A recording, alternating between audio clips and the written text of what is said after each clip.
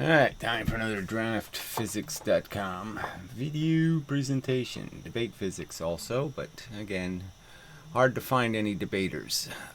So this is an experiment on time dilation with μ-mesons. And I've been watching it over the last 2 years, on and off, because there's just something wrong with it. And, part of it is, I isolated right away, and it just keeps bugging me. So with each one of these 60s experiments, there's always a catch. I can also talk about measuring the weight of an electron, because it has a catch. And it's kind of annoying. But anyway, so I'm just going to go through the catch, and I'm going to say, can anybody explain it to me? Because frankly, it doesn't make any sense, and I can't make any sense. I just sit here and say, how can that be the way you're doing the experiment? It can't work that way. So anyway, this is a pile of lead, I believe, and steel or lead. I think it's lead. Anyway, these are muon thingies that are raining down on us, is the idea, and it has to go through all this lead to slow it down, so it can go into this little piece of plastic here, somewhere near its decay speed, which would be some sort of slower speed that it's moving at, and now it's going to decay because it's moving slow enough to decay, whatever that means. And it poofs a little photon when it goes through, and then it poofs another photon when it decays. And decays, they say, into neutrinos and positrons. Now, I don't think any of those things even exist. But anyway, this is the photodetector below. So all this crap gets crammed into this little hole under here, and then they measure this rain. Okay, that part, fine, whatever. The part I'll get to is the part where they are going to measure that, and I'm going to say, how are they doing this? So the idea is they're measuring something coming down. It makes a little bit of light when it goes through the plastic. So every single one that goes through the plastic makes a little poof of light. I don't know. Then, if it decays, okay, it makes another poof, okay, a second poof. That's the theory. Now, I guess I would argue that it just makes poofs when it goes through this thing called a scintillator, and it only does that if it happens to be going slow enough to interact with the plastic. If it's going fast, then maybe they don't even ever see it. Who knows? But anyway, so all that theory is a little bit mushy, but it's not the part that's really mushy. From my perspective. So they show you the oscilloscope, and then they go through, this is the important part. Alright, so maybe we'll stop here, or here, yeah.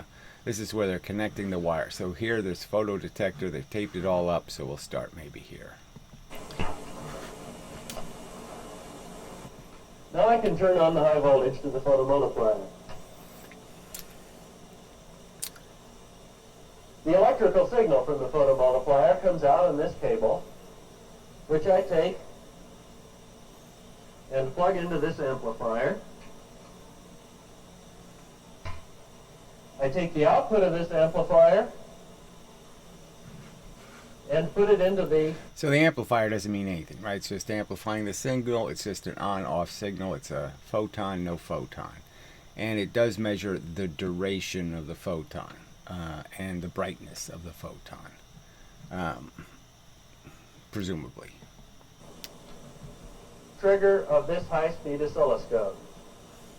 So the trigger means that's the point where it says I'm going to make a line. I'm going to take some whatever's going to happen. So I've been triggered, and now I'm going to wait to see what I'm going to produce as a consequence of that trigger. So there's a line that'll go across the scope, and that'll be it. And then till there's another trigger, there's no line. So there's no line unless there's a trigger. So every time a μ-meson goes through our plastic scintillator and is picked up by the photomultiplier, the electron beam of the oscilloscope starts moving and sweeps very rapidly across the scope face. Now it is very rapid. So each one is just a little tiny hunk of time, and then it waits for the next one. Now the fact is they're coming in fast enough that, when one finishes, there's probably another one going to be showing up really quickly, so there'll be another line. And then another one will show up really quickly, and there'll be another line. We also take that same signal from the photomultiplier So again, he just said it, the same signal. It's just an on-off signal, just saying, boom, there's a photon. And put it on the vertical deflection plates of the oscilloscope. So now you can see both. So now the trigger, when it's triggered, there's going to be a shape of the photon.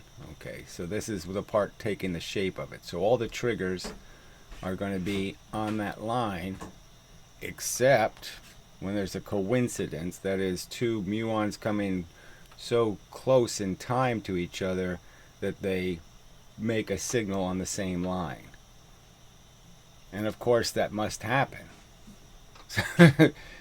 But he doesn't say that's what it is. It's not a coincidence that, oh yeah, two photons came in really close together. That means the blip is now on the same line created by another muon. The first muon made the line. The second muon can't make a new line. It has to be a blip on the same line. And they're calling that the decay. And I'm saying, no, those are inevitable coincidences. You're inevitably going to have some muons that arrive within the limits of the time it takes the line to go across. The line takes time to go across. There's going to be circumstances where two muons come in almost at the same time, and they're going to create blips that are going to be on the same line.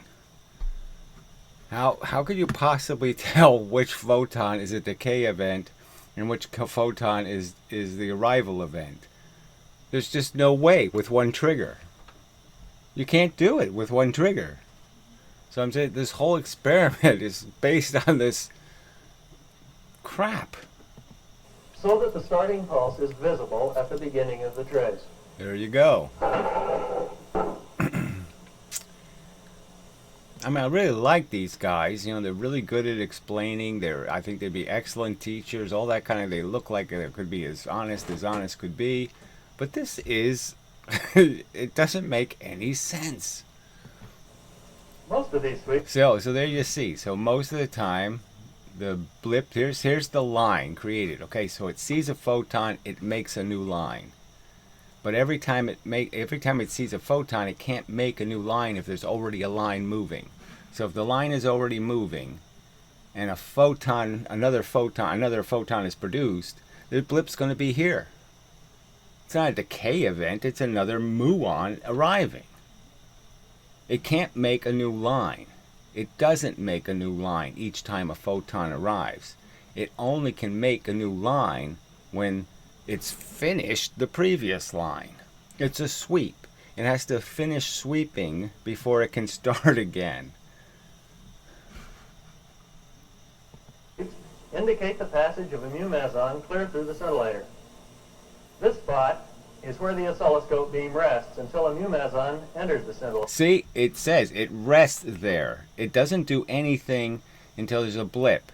Then the line traces across here, that little dot. It's a dot. The dot goes right across this whole sweep, and then the dot goes back here, and it says if nothing happens, I'll just stay here. But of course something happens.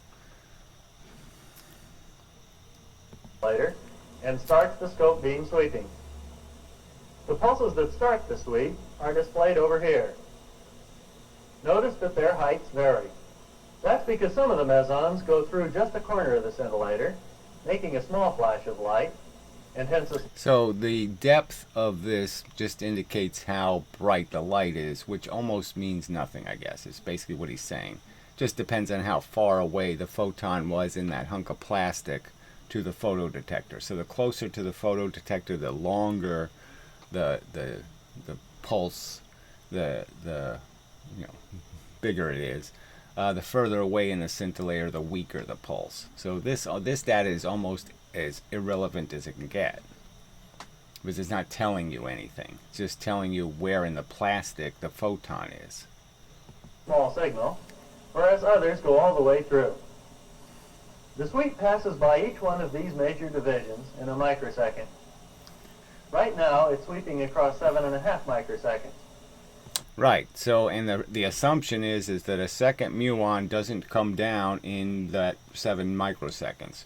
Well, why couldn't a second muon come down within those 7 microseconds?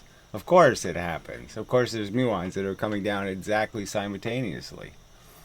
Later, it will sweep across all 9 millionths of And you can see it. Once in a while you see an occasional blip, blip, you know. So this just proves this line is not continuous. It's just, it moves across in 7 microseconds, then it starts over again and waits to be triggered.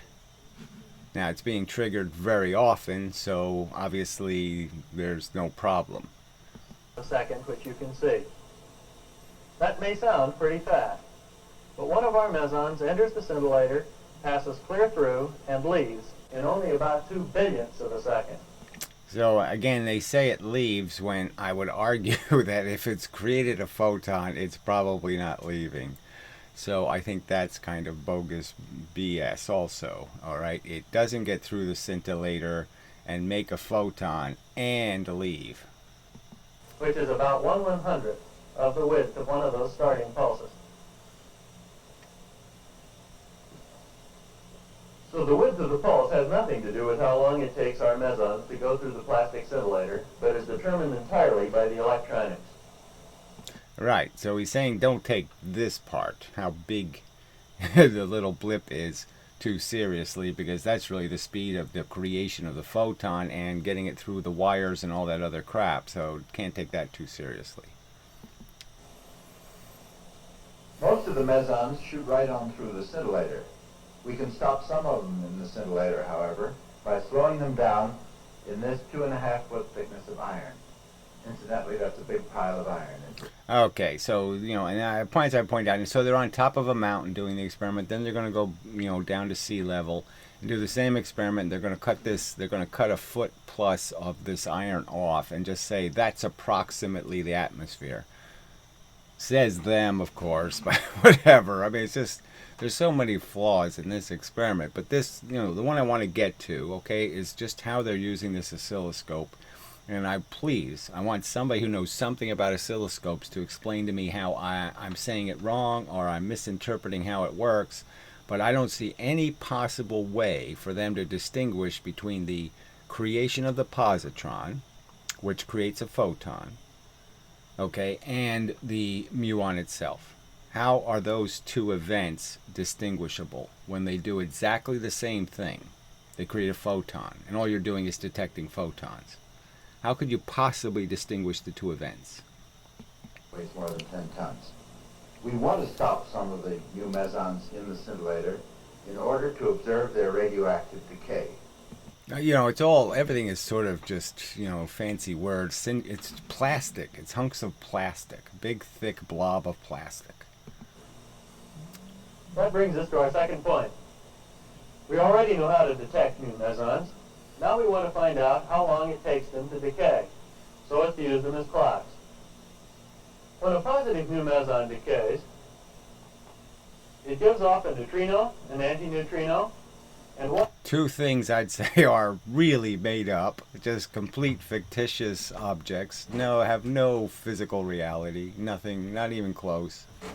One positive charged particle. And a positive charged particle, which is going to call it a positron, but could be just a proton. What do they know? Called a positron. The obvious point is that the mu-meson, the double electron, whatever the hell it is, it hits an atom and fucks it up. That's the simple explanation. It crashes into an atom and makes a mess. And part of the mess is a photon. When the mu meson enters our scintillator, it makes a flash of light. If it stops and decays in the scintillator, the positron makes a second flash of light. So this is their logic. It can't make a flash of light unless it crashes into another atom. So it has to hit one of the atoms of the plastic, at least one. It has to create the electrical effect that is the photon, frankly. It's making a photon. Making a photon is not just this idea that they just poof. Electricity proves it, sort of. Antennas, radio, it all proves that it's not about one atom making a photon. Photons are a little more complicated than that. But anyway, the point is it crashes into something. And then they say, Well, then it decides to decay after it crashed into something. And then it creates this positron, which now creates another photon because the positron crashes into something. Presumably. That puts a second pulse on our oscilloscope trace at the instant the μ-meson decays. So again, they said it. Okay, it's a second pulse. It's completely indistinguishable. It doesn't have any characteristics that are any different than the initial muon going in pulse. It looks exactly the same. So exactly how do you know it's a decay pulse?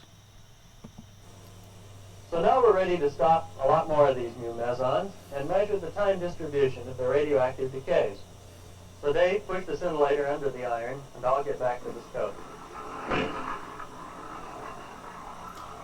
Alright, so now they'll be getting less of them, so now they won't be coming in quite as fast because he's put them under the big giant pile of steel.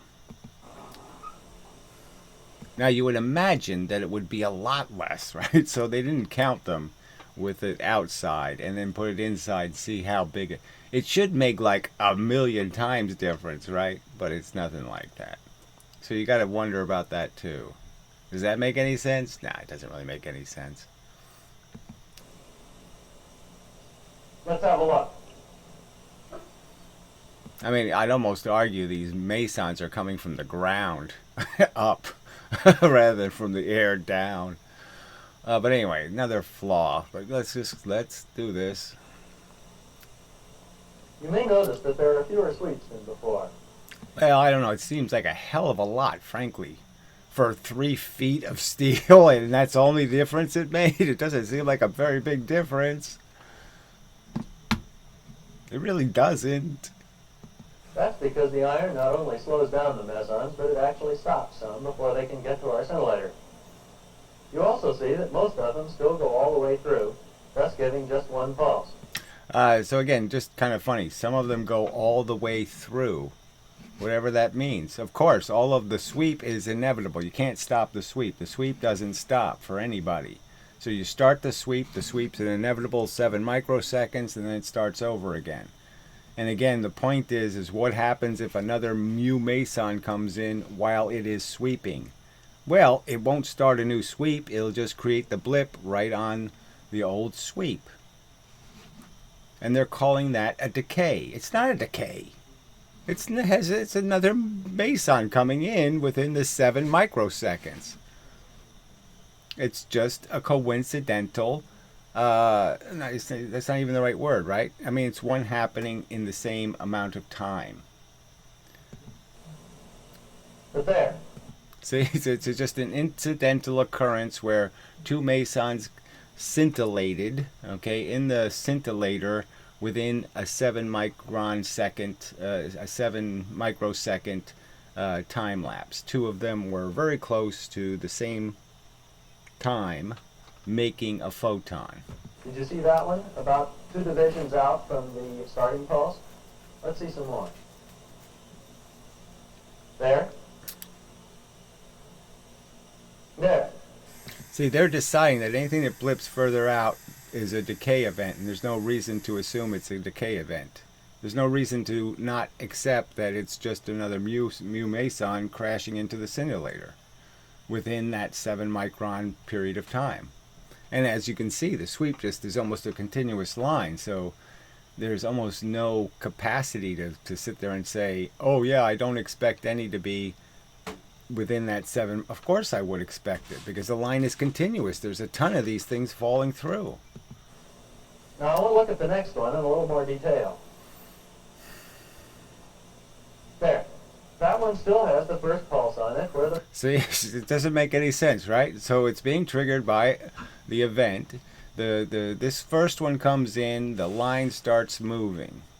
The line is going to be a dead line if nothing else happens while the line is being created. But if another muon comes in, this is exactly what it would look like. This is exactly what it would look like. If another one comes in within those 3 microseconds, bingo, this is what it would look like. And he's just assuming this is a decay event. There's no reason to assume that. You inevitably have these things happen. meson entered the scintillator. that meson had just the right speed to be slowed down by the iron so that it would stop in the scintillator. It then sat around for a while before it disintegrated. So all of this happened in 7 microseconds. It sat around and disintegrated in 3 micro. No, it did. I can't sit around and do any of that crap. So that it can't just make any sense. And then it decayed. I mean, it just makes no sense. The decay rate would have to be this insane speed. Giving the second pulse when the positron was given out. The time it took the meson to stop was completely negligible on our scale. So we know the time it took it to stop. We know it has this tremendous amount of momentum because it's moving 0.99 the speed of light. Okay, it's moving 0.99 the speed of light, and then they talk about it stopping. Come on. We can tell how long the meson sat around at rest in our scintillator before it blew up, because we know. So just even that part doesn't make any sense, right? That even if there was going to be a decay event, you would say it would have to happen outside the scintillator because of the insane speed of the speed of light. And the fact is it's going to travel 7 inches, whatever, out, say the scintillator is 14 inches across. It's going to travel those 7 inches in an insanely quick amount of time. Know that it takes just 2.9 microseconds for the beam to sweep from the starting pulse to the decay pulse. Now let's look at some more. So again, he's calling it a decay pulse, and there's absolutely no way to distinguish it. If an actual other muon came in within those 2.9 microseconds, there would be no way to tell the difference between that and what he's calling a decay pulse. Absolutely no way to tell the difference. It's one detector, it's one photomultiplier sending one signal. There's absolutely no way you could tell the difference. The photons don't look different, they don't act different. How could they possibly say those are decays? There. There. You see that these pulses are occurring at different places across the face of our scope.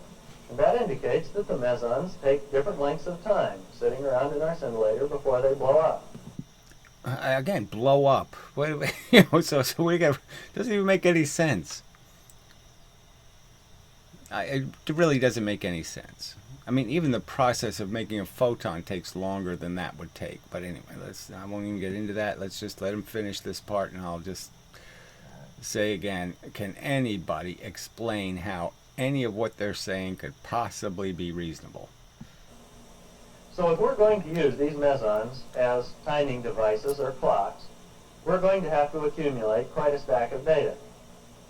To make data taking easy, I'm going to move the starting pulse over here to a predetermined position behind a mask on the scope face. So he's basically now saying, I'm not going to bother looking at ones that start a trace. And now I'm only going to look at the ones that are coincident. That is, ones that come in within that 7 microseconds together. So he's basically saying I'm only going to watch for dual muons. Muons that come in within, 2 muons in the scintillator at the same time.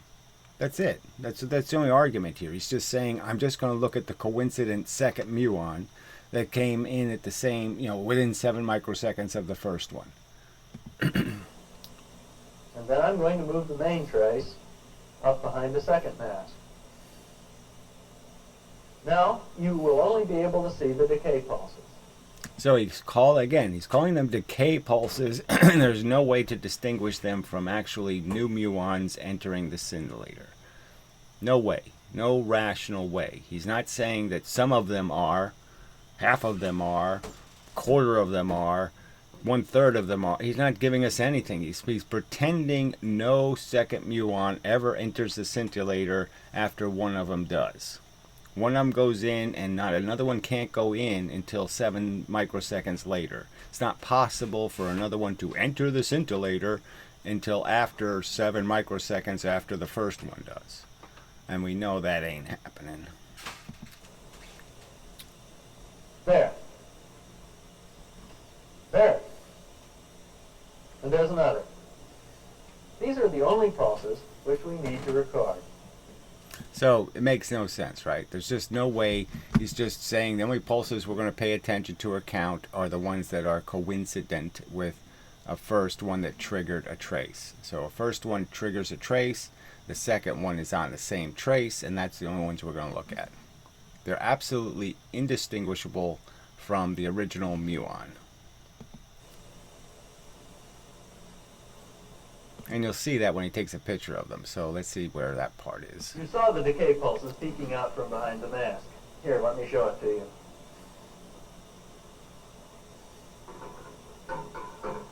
We're only interested in where those decay pulses occur on our time scale. And the easiest way to record... So it's just sort of ridiculous, right? He's saying that because we say they're decays, now we're going to measure how long it takes them from the original pulse to the decay pulse.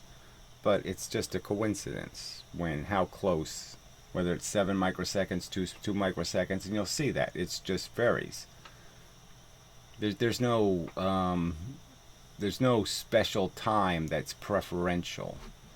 Okay, they randomly coincident. Okay, some are the whole 7 microseconds later, some are just a tiny, right next to it, some are a little further. There's no indication that the decay time has any standardization at all, which is a clear indication that these aren't decay times. So this is the Polaroid part. Okay, so we'll do this. The room light. All right, sealing out the The light. light. I'm going to take If you're pictures ready of with the taping, Jim, I'll turn on the high voltage. It's okay. Go ahead. All right, so Turn now on they're the going to counter do a and little open thing, the and camera shutter. so they've attached a counter. So now this counter is going to count how many times it sees that coincident blimp. Not the original number of muons, but the coincident blips. The ones that come in together. There's one. Remember, this counter gives a running record of the number of mu-mesons that have stopped and decayed in our scintillator. How about, should we take 5 or 10? Oh, 5's enough, Dave.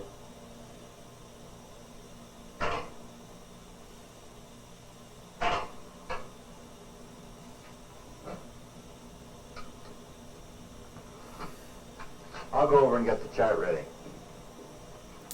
So they do meticulous detail here. He puts this chart together with 1,000 muons on it. Brilliant work, really. But I say just garbage. Because all these premises are garbage.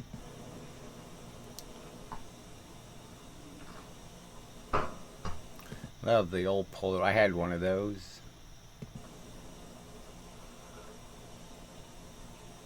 Well, here's our picture. Let's take a look at it.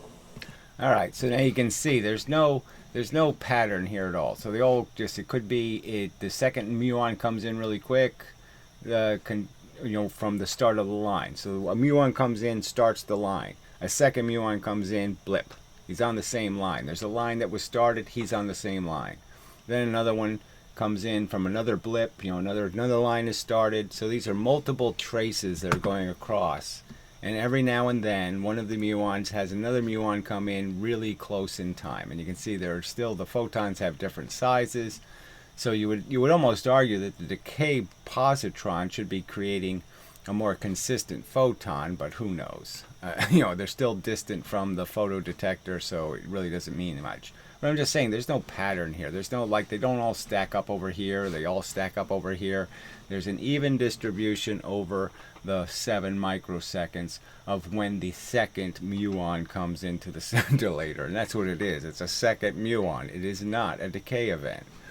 So I guess that's all I need to say on that subject. I don't know if there's... yeah, I might as well go through. So they come up with numbers in the chart. So we'll go look at the chart. So he's drawing this very nice, fancy chart. Here are the lines showing the decay times of these 5 mesons we got. So again, he's calling them decay times, and all they are lag times between coincident events. So they're just measuring coincident muons that have 2 muons come in within 7 microseconds. So these are only the time when a second muon came in within 7 microseconds. All right, look at the beautiful chart. You know, so there's 568 in an hour. They also did like 4 hours or 5 hours worth. So, you know, they had a couple of thousand of these lines they drew. So really meticulous work. Give them credit for that. But the theory is crap. So they take all this data, okay, and so they're saying here that there's only a certain number, okay, of these muons that were the furthest distance. So this is the 7 microseconds right here. So there's only a few of them that started that coincidented a full 7 microseconds later, and so they're saying that those are the strongest muons because they had the longest decay time, some kind of notion like that, and then they're just going to go down to sea level and say, see, that number's much bigger. That means more muons made it, which means they must be time dilated because they had to last longer. I mean, the logic is nothing. But anyway, so yeah, there's no point in going to the conclusion because, frankly, this premise is all I want an answer to. So all I want to do is somebody explain to me how I can have one trigger. I mean, maybe I'll just draw this real quick. Because I don't see, I mean, I've worked with oscilloscopes a little bit. I know something about how they function, and they just don't do what this guy's saying they do. I mean, what he's implying, because the only way you can make what he's saying make sense is that you have to have that implication in there somewhere, and I can't make sense of that. Alright, so the idea is, alright, here's the scintillator. The muon comes in and we're assuming it's going to make a photon. Okay. And what's going to happen on the trace? Well, the trace is going to say start the trace, and at the same time it's starting the trace, it's acknowledging photon.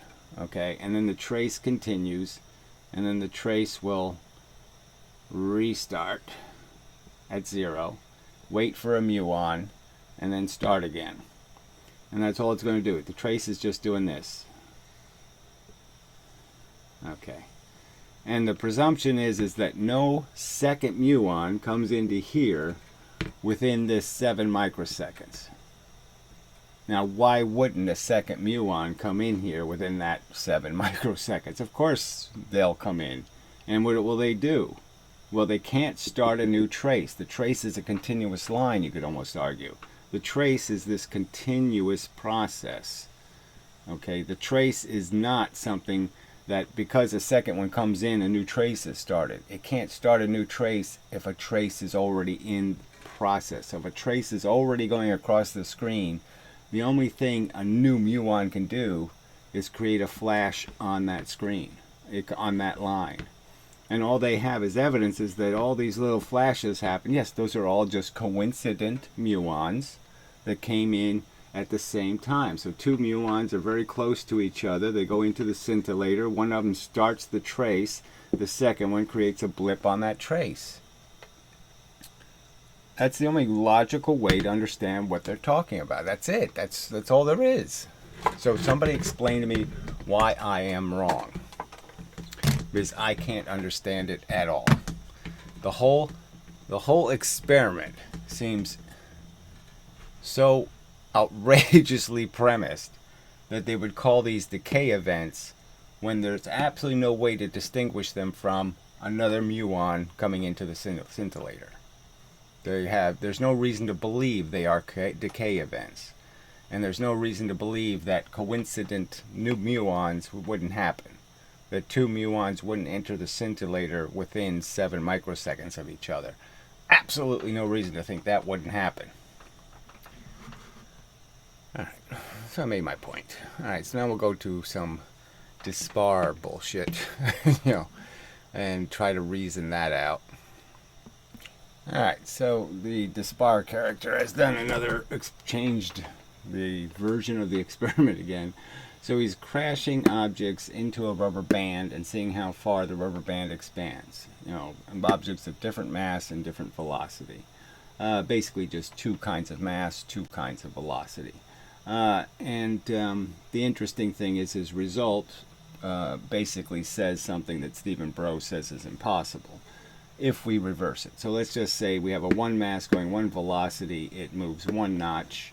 If it's a one mass going two velocity, okay, which is double, it doubles that and goes two notches, okay, which you would argue then that if that's how far it pushes the rubber band, then it must also return that energy. So that's how far you push it to make it go twice as fast. So the argument would be that rubber bands, twice as expanded, 1 inch versus 2 inches, would produce twice the velocity in an object, and that's what he's confirming. Now, Stephen Bro says that's impossible, that you can't make something half the mass go twice the speed. Okay, and well, we'll see. So anyway, so these are the numbers, and so there's no way to make sense out of the numbers. All right, so he's saying basically, so in the first test, one mass, one velocity. Let's say that was 100 joules. Well, because this one has in fact gone twice the velocity, okay, and it's twice as much compression, 2, okay, so it went from 1 to 2, then it has to be 400 joules by their theory. This has to contain 4 times the energy because it's going twice as fast and it's the same mass. Now the trick is when he gets to the 2 mass going 1 velocity, he only gets a 1.5. So somewhere in here, okay, so when you expand the rubber band 1.5, it's got to be joule number somewhere between 100 and 400, right? 1.5 has to be somewhere between these two. So yeah, so 250, which doesn't make any sense, right? I mean, 250 crammed in here, okay, doesn't make any sense in the sense that, okay, these two numbers don't match at all, and they really have to, because if you go here with twice the velocity, it has to be 4 times the joules, and now you have 1,000 joules here at a 3. So there's absolutely no consistency in the rubber band at all. It goes 100, and then you add 150 to get to 250, then you add 150 to get to 400, and then all of a sudden you hit 1,000. So obviously something's really wrong. It doesn't go 150, 150, 150, 600. Right? I mean, compressing the spring one more notch, it can't go to 600. It doesn't make any sense. So, there's just obviously there's an inconsistency somewhere. And so the simple answer is that if I did make this, if he did fail to get the full velocities, and even if I made this a 0.75, well, then all of a sudden now it makes a lot more sense. yeah, because I can make this 150, okay, and so on, and the numbers get more rational in the sense that these two will match each other now. The 1.5 will match this one here. They'll end up being the same, and so that's the big difference. 75 and 150. This would be 150. 1.5. So just a tiny change, okay, can create a pretty big change in the sense that now you'll have this equality. 1 mass going 2 velocity, same as 2 mass going 1 velocity. And so all he has to do is be 25% off on this number, and all of the rest fits together again. And so again, he's using these little stupid carts. He's putting weights on one end of them over one set of wheels. I mean, the whole thing is a little bit suspicious in terms of being very scientific, being very clinically detailed, and being cognizant, being aware of the fact that there are lots of variables. You have to be careful that you're not leaking any energy anywhere, that you're not creating a circumstance where the two conditions, the 2 mass and the 1 mass, have very different conditions. You want to make the conditions as the same as possible. You'd be better off just sliding objects on glass. So we can go back to the Brozo billiard experiment, okay, where he did use a lever to launch billiard balls and came out with the perfect, almost perfect relationship between this and this. Not this huge difference. This was a 2 and I erased it. these two should match, this 2 and this 1.5. And Brozo's experiment did get that match. All right, anyway.